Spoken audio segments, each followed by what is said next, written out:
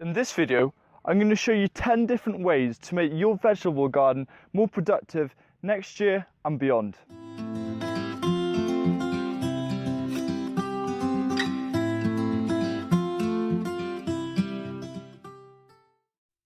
Now, if you want to grow more food and save money at the same time, then you're watching the right video. And if you look down below in the video description, I've actually created timestamps for the 10 ways that you can make your vegetable garden more productive. So it's a bit easier for you to move around, and maybe at the end of the video, you might want to review a couple of the methods.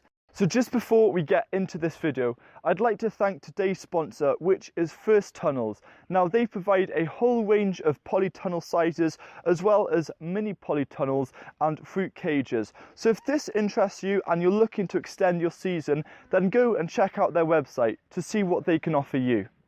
So the first way to make a more productive vegetable garden next year is by actually building soil over winter. Now, you might be able to see over there to my right, which should be your left, we've got some raised beds here, and what we're doing here is we've placed a layer of well-rotted cow manure, which is about 4 inches thick, so that equates to about 10 centimeters. And the idea is that over winter we're going to let the earthworms and whatever microbes which are still alive to work at breaking down and decomposing the well-rotted cow manure. Now, this is really important because cow manure is a fantastic source of nitrogen, and if you're especially going to be growing a leafy green in that bed next year, then it's really important to put that source of nitrogen, because leafy greens thrive off a good source of nitrogen. Now, I did make a video showing the whole tutorial of this, so you might want to check it out. It isn't as well produced, but I also have a video showing the results of the healthy soil afterwards.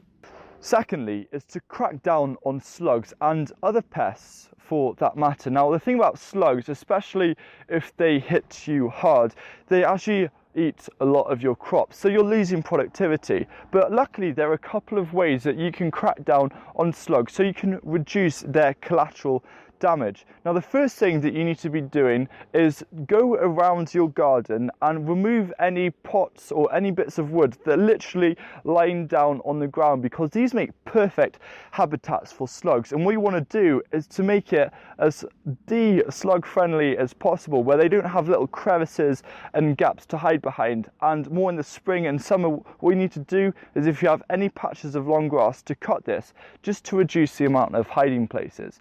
And secondly, is to have a slug hunting party. So kind of early-ish summer, you need to invite some of your friends over, bring head torches and some buckets, and literally you'll be able in the evening to go out and pick bucket loads of slugs, and this is going to have a huge effect. Now, a really powerful way of creating a more productive vegetable garden is by creating and drawing up a simple succession planting plan. Now, what I love about succession planting is it really does utilize and maximize the space that you have in your vegetable garden. So especially for small spaces, like we're fortunate enough to have the land to have a big vegetable garden.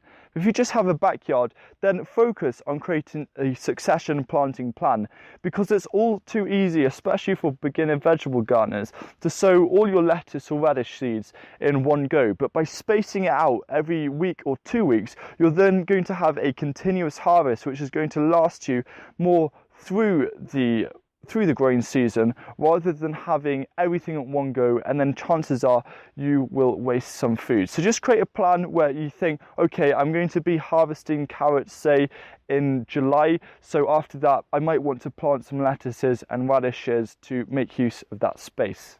Now, this is another tip about space, but this is utilizing the vertical space that you have around your garden. Now, behind you, we don't really have anything there, but you can see over here, we've got a trellis. And what we're doing is we're gradually adding and incorporating trellises around the perimeter of our vegetable garden. And one thing that I think is underestimated quite a lot is actually the power of perennial fruits and vegetables. So what we're doing is almost creating a wall or a barrier around our garden, which is both creating a microclimate within it, which is keeping the heat, but also gives us another element where we can grow and produce more food, such as blackberries and silverberries and pears and plums and things like that. Now, if you haven't yet, you might want to consider getting some sort of undercover growing, because undercover growing is a worthy investment. We have a solar tunnel here and we're going to be adding a mini greenhouse very soon. But the thing about extending your growing season is that you can start earlier on in the year and you can finish later. Growing undercover makes it possible, especially in the UK, to grow winter salads, and it's great having a fresh supply of winter salads during the cold, dark days, and it gives you vitamins like vitamin C and D, which are harder to get in the winter compared to summer and spring. So if you want to see an example of what's been doing well, I recommend you check out Patrick Dolan's channel over at 1 Yard Revolution. As well as succession planting, you have interplanting, and I love interplanting because it creates a totally different aspect and element to growing food. Now, we did it earlier this year where we grew radishes in the same bed as potatoes, with the idea of utilizing the ways of fast growing vegetables compared to slower growing vegetables. So what we did with the radishes, we planted those at the same time as the seed potatoes, but the radishes had matured just as the leaves of the potatoes were covering the raised bed. So here, instead of having two different areas where we're growing radishes in one raised bed and growing potatoes in another raised bed, we're actually growing the two together. So that's freeing up vital space to grow other things, and as a result, you're making your vegetable garden more productive. And another common method for this is a growing method where you literally are growing sweet corn, and then you can plant at the bottom a squash or some peas, and the peas can grow up and around the sweet corn, and the squash can be at the bottom, or you can even grow lettuces. But again, you're just looking at how you can make the most of the space you have by adding 2 different or 3 different crops in one area rather than having them in different areas. Something similar to interplanting is square foot gardening, and this has almost pushed the boundaries and the rules of traditional vegetable gardening, where you have general spacings, but in square foot gardening you can throw those spacings out the window and you grow a lot more concentrated, and it's a very intensive way of growing vegetables, and it does take a little bit more effort to sort it all out, but you will get a lot more harvest. So there is a book that I've read and I recommend you read, which is a square foot gardening, and it's really interesting. So if you want to look at that, and I'll be doing some videos hopefully next year about that as well, so make sure you're subscribed. When I say this method, you might think, why didn't I think of that? But the thing is, if you grow more of what grows well in your area compared to what maybe doesn't quite grow so well and you get so results, by growing more of what grows well and you kind of succession plant it out, then in that sense you'll actually create higher productivity. Now, things that grow well with us are Swiss chard, beetroot, a lot of cabbages, and also peas. Now, if you do have a lot more of a certain vegetable, such as say Swiss chard or beetroot, then the thing is you might want to look at how you can preserve it. So we've been looking at lacto-fermentation and how we can ferment and store and preserve our vegetables. So by growing more of what grows well in your area, the idea is you'll have a bigger yield. So you may not have such a diversity of what you're growing, but the thing is you're going to have more, and especially if your sole purpose of growing food is to save money, then you might want to greatly consider this. Use free fertilizers. Fertilizers are very important, but not ones that you buy from shops. All you need to do is make the most of your natural surroundings, or even grow your own fertilizers such as comfrey. Now, I did a video about the growing power of comfrey for permaculture vegetable gardens, which you can take a look at, and I do actually recommend you take a look at, because I teach you how to make a comfrey and nettle compost tea, which you can use on your garden to provide very, very useful nutrients. But also you can use comfrey either to place on your compost and apply a sprinkle of compost around your plants just to replenish the soil with some nutrients, especially during the early stages of growing. But also even just use it as a mulch, especially when tomatoes are beginning to ripen. You can add these nutrients and use a comfrey as a mulch. So use free fertilizers, you can use manure, comfrey, leaves, use these as leaf mold, grass clippings. These are kind of mulches now, but you can use that to both build soil and retain moisture and other things like that. And finally, moving on with the mulch idea is how to reduce and crack down on weeds.